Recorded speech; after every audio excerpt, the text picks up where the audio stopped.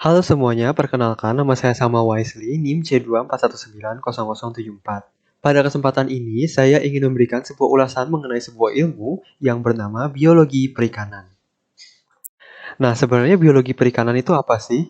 Nah, ilmu ini adalah ilmu yang mempelajari cara-cara dalam melakukan kajian biologi dalam bidang perikanan. Nah, kita tahu kan kalau misalnya perikanan itu cukup rumit, banyak sekali hal-hal yang menjadi komponen dari perikanan ini supaya dapat berjalan dengan baik. Nah, ilmu ini ingin membantu nih gimana caranya caranya supaya kegiatan perikanan dapat berjalan dengan baik. Nah, pendekatan biologi perikanan itu apa saja sih? Nah, kalau misalnya kita lihat di sini, pendekatannya itu ada dari sisi sejarah alami atau natural history atau dinamika populasi. Dalam konteks ini adalah ikan. Jadi kalau misalnya sejarah alami itu bisa saja berhubungan dengan reproduksi, bisa berhubungan tentang pertumbuhan ikan atau kebiasaan makan mereka atau misalnya mereka suka bermigrasi. Nah, itu dilihat dari situ. Nah, kalau dinamika populasi itu berhubungan dengan misalnya ada berapa banyak yang lahir atau ada berapa banyak ikan yang mati atau ada beberapa banyak ikan yang pergi keluar dari suatu area. Nah, selanjutnya tujuan ilmu biologi perikanan. Nah, seperti yang telah dijelaskan sebelumnya, biologi perikanan ini dapat membantu kita untuk memahami gimana sih perilaku ikan-ikan yang kita amati ini. Terus juga kita bisa tahu apa aja sih syarat-syarat yang harus dipenuhi supaya ikan ini bisa hidup dengan baik di suatu area. Terus yang ketiga bisa juga menjadi landasan bagi kebijakan-kebijakan yang berhubungan dengan perikanan.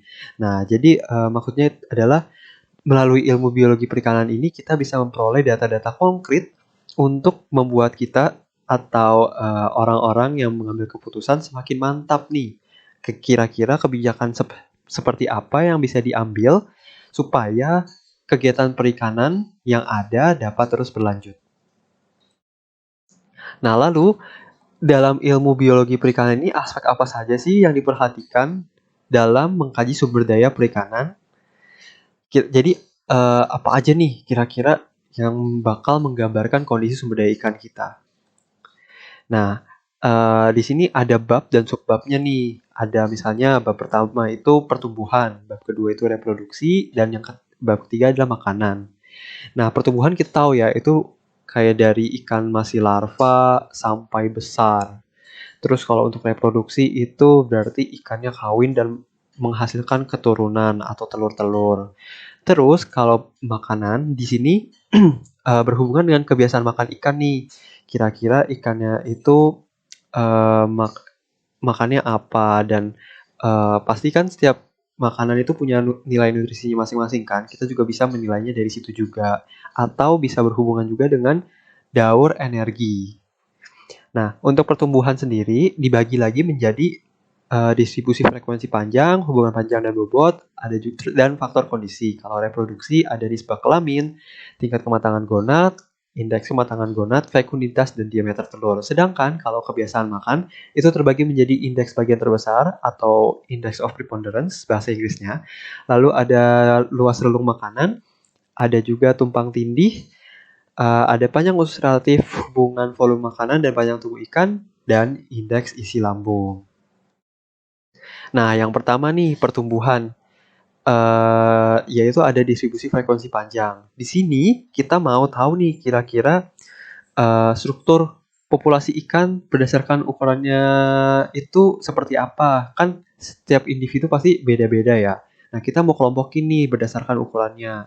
Nanti kita bisa tahu nih, oh seberapa banyak ikan yang ukurannya segini. Oh, seberapa banyak yang ukurannya lebih besar lagi. Atau seberapa banyak yang ukurannya tuh paling maksimum banget dari ikan tersebut. Terus kita juga bisa nih memprediksi umur ikan. Nah, kira-kira ketika dia berumur sekian, ukurannya berapa?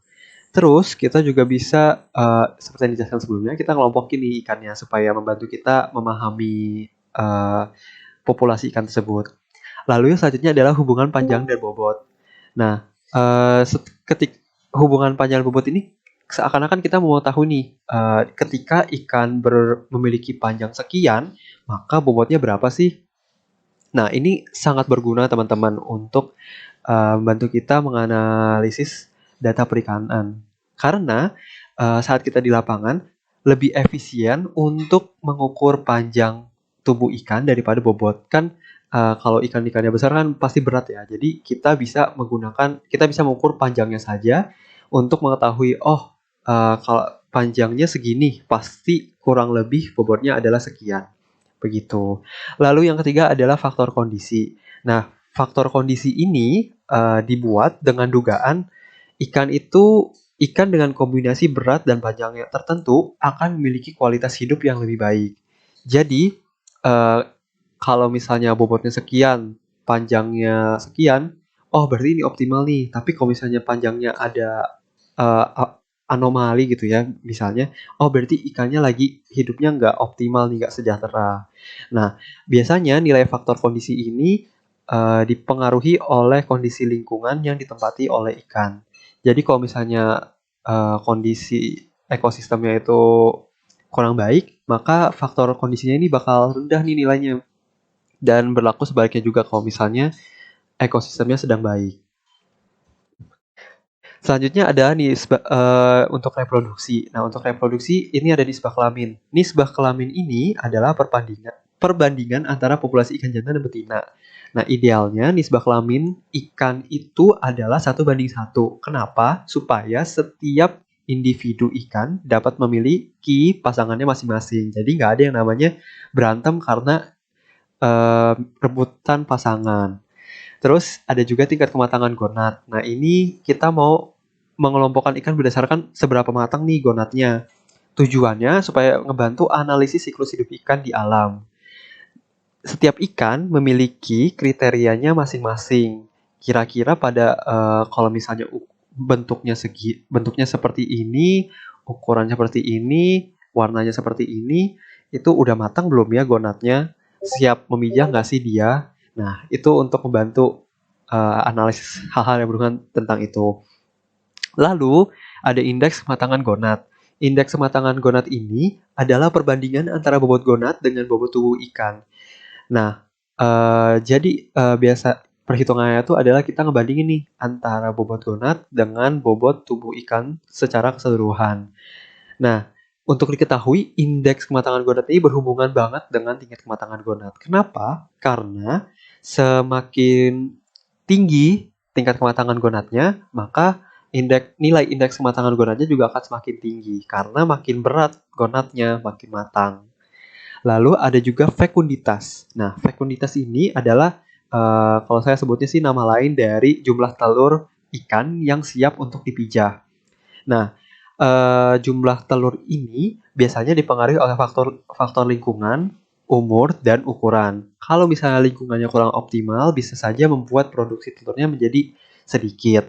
Atau ketika umurnya sudah makin tua, maka produksi telurnya makin banyak nih. Dan karena umurnya tua, ukurannya juga makin besar kan seharusnya. Jadi telurnya makin banyak.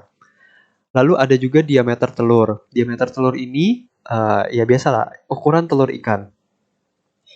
Nah, melalui diameter telur ini kita bisa tahu nih, seberapa banyak sih ukuran telur yang siap pijah itu dan seberapa banyak yang belum siap pijah. Nah, dari diameter telur juga kita bisa tahu nih ikannya itu dia mijahnya sekali aja atau beberapa kali.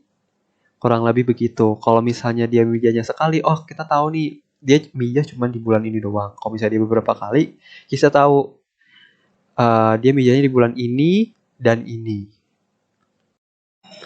Selanjutnya ada nih tentang makanan atau kebiasaan makan ikan. Pertama ada indeks bagian terbesar. Nah, melalui indeks bagian terbesar ini kita bisa tahu nih proporsi jenis organisme yang dimakan oleh ikan. Nah, di laut kan banyak ya jenis makanan atau ya pokoknya banyak lah ya organisme-organisme. Nah, kita mau tahu kira-kira ikan yang sedang kita teliti itu dia makan apa aja sih? Nah, untuk makanan ikan sendiri biasanya akan kita bagi menjadi makanan utama, makanan pelengkap, dan makanan tambahan. Nah, itu sesuai urutan nih. Tuh, kalau misalnya makanan utama berarti dia cukup banyak memakannya. Kalau pelengkap kedua terbanyak dan tambahan ya biasanya sedikit aja sih proporsinya. Cuma untuk menambah-nambahkan aja. Lalu selanjutnya ada luas relung makanan. Nah, pada aspek luas relung makanan ini kita mau tahu seberapa luas sih variasi makanan yang bisa dimakan oleh ikan. Nah, kalau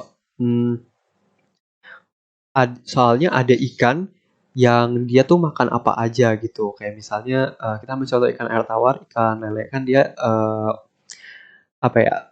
Ya bisa dibilang rakus begitu. Tapi ada juga yang selektif makannya. Nah, kita mau cari tahu ikan yang kita teliti itu dia selektif atau punya jangkauan variasi yang besar. Lalu ada juga tumpang tindih relung. Nah, di sini kita mau bandingkan nih antara misalnya dua spesies atau lebih, itu mereka seberapa besar tingkat penggunaan sumber daya secara bersamaan. Jadi pasti ada sumber daya makanan tertentu yang akan digunakan secara bersama-sama oleh beberapa jenis spesies. Nah, kita mau cari tahu seberapa besar nih, karena ini bisa berpengaruh dengan um, ketersediaan makanan bagi ikan. Lalu selanjutnya adalah panjang usus relatif. Nah, panjang usus relatif itu apa sih? Jadi ukuran panjang usus ikan yang direlatifkan dengan ukuran tubuhnya. Nah, kegunaannya apa? Kegunaannya melalui panjang usus relatif ini kita bisa tahu kebiasaan makan ikan itu seperti apa. Nah, ada kategorinya nih. Ada kalau misalnya panjang usus relatifnya sekian, dia adalah herbivora. Kalau terus ada juga kok sekian omnivora, dan kalau misalnya sekian dia adalah karnivora. Nah, melalui panjang usus kita bisa tahu, oh oke, dia herbivora, omnivora, dan karnivora. Lalu yang terakhir adalah hubungan volume makanan dan panjang tubuh ikan. Nah, seperti yang dijelaskan sebelumnya pada hubungan panjang dan bobot, ini kurang lebih sama, tapi bedanya adalah hubungannya antara volume makanan dengan panjang tubuh ikan. Nah, bisa diperkirakan bahwa kalau misalnya makin besar nih ukuran ikannya, makin panjang, maka volume makanan yang dimakan olehnya itu juga akan makin besar. Lalu yang terakhir adalah indeks sisi lambung. Indeks ini untuk mengetahui intensitas makan ikan itu seperti apa sih? Dan ketika kita tahu intensitas makan ikan itu seperti apa, kita juga bisa tahu kira-kira kapan ikan ini aktif mencari makan. Apakah dia makannya 24 jam, atau makan saat siang saja, atau sore, atau malam, atau waktu-waktu lainnya itu. Oke, sekian ulasan dari saya mengenai ilmu biologi perikanan ini. Semoga teman-teman makin tahu gitu, oh ternyata luas juga ya biologi perikanan dan banyak aspek-aspek yang mempengaruhi sumber daya perikanan. Seperti itu. Semoga bermanfaat. Sekian, terima kasih.